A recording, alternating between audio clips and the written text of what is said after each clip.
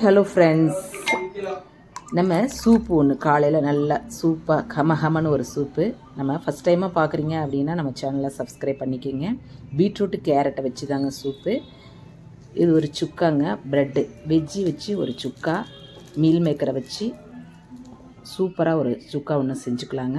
காய்கறியை வந்து பார்த்திங்கன்னா கேரட்டு, பீட்ரூட்டு, பூண்டு, வெங்காயம், மல்லித்தலை எல்லாமே வெங்காயம்லாம் கட் பண்ணி வச்சுட்டு கடாய் வச்சு அதில் வந்து வெண்ணெய் போட்டுக்கோங்க. ஒரு பச்சை மிளகாய், ஜீரகம் போட்டு வெங்காயம் பூண்டெல்லாம் போட்டுட்டு நம்ம கட் பண்ண காய்கறிகளை போட்டுக்கணும். பீட்ரூட் போட்டுக்கோங்க, கேரட், இன்னும் வேறு காய்கறி வேணும்னாலும் நீங்கள் கட் பண்ணி போட்டுக்கோங்க. பரங்கிக்காய் கூட போட்டுக்கலாம். போட்டுட்டு இதை நல்லா முழுகிற அளவு தண்ணி ஊற்றிக்கிங்க. இந்த பீட்ரூட்டை அதிக குழந்தைங்க சாப்பிட மாட்டாங்க, அதனால் நம்ம சூப்பாக கொடுக்குறப்ப நிறைய சத்து, ஹீமோக்ளோபின் அதிகரிக்குங்க.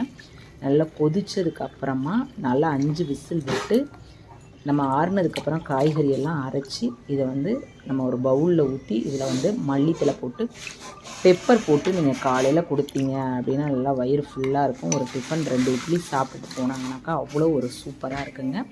நெக்ஸ்ட்டு வந்து பார்த்திங்கனாக்கா நம்ம வந்து ப்ரெட்லேயே வெஜ்ஜி சுக்கா செஞ்சுக்கலாங்க. சூப்பராக இருக்கும். இது வந்து மீல் மேக்கரை நல்லா கொதிக்கிற தண்ணியில் உப்பு போட்டு வேக வச்சுட்டு காணை வந்து நம்ம உரித்து இதையும் உப்பு போட்டு வேக வச்சு எல்லாம் தனித்தனியாக ஒரு கரகரப்பாக அரைச்சி எடுத்து தனியாக வச்சுக்கிட்டு எண்ணெய் ஊற்றி இதில் வந்து ஜீரகம், சோம்பு போட்டுக்கோங்க. போட்டுட்டு கேரட்டு, பீன்ஸு, குடமிளகாலாம் போட்டுக்கோங்க.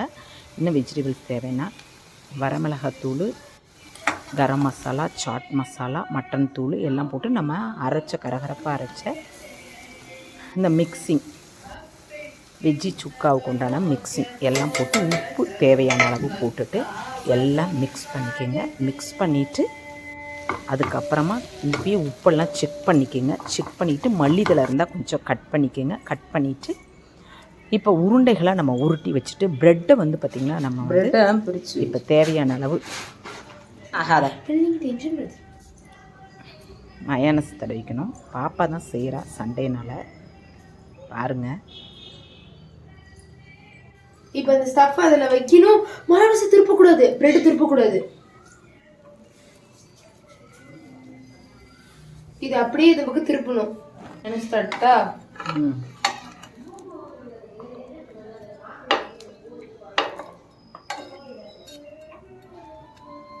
ரெண்டு பக்கம் திருப்பி போட்டுக்கணும். சூப்பராக இருக்குங்க. பழக்க தோசத்தில் ஒரு ஸ்பூன் நெய்யை விட்டுட்டேன், சண்டைக்கு வந்துட்டாளுங்க.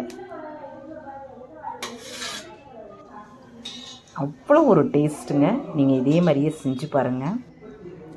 வெஜ்ஜி சுக்கா ப்ரெட்டு செம்ம டேஸ்ட்டுங்க. நம்ம கடையில் போய் வாங்கினாலும் இந்தளவுக்கு திருப்தியாக சாப்பிட முடியாது. அவ்வளோ ஒரு டேஸ்ட்டுங்க. நீங்கள் இதே மெத்தடில் செஞ்சு பாருங்கள். தேங்க்யூ.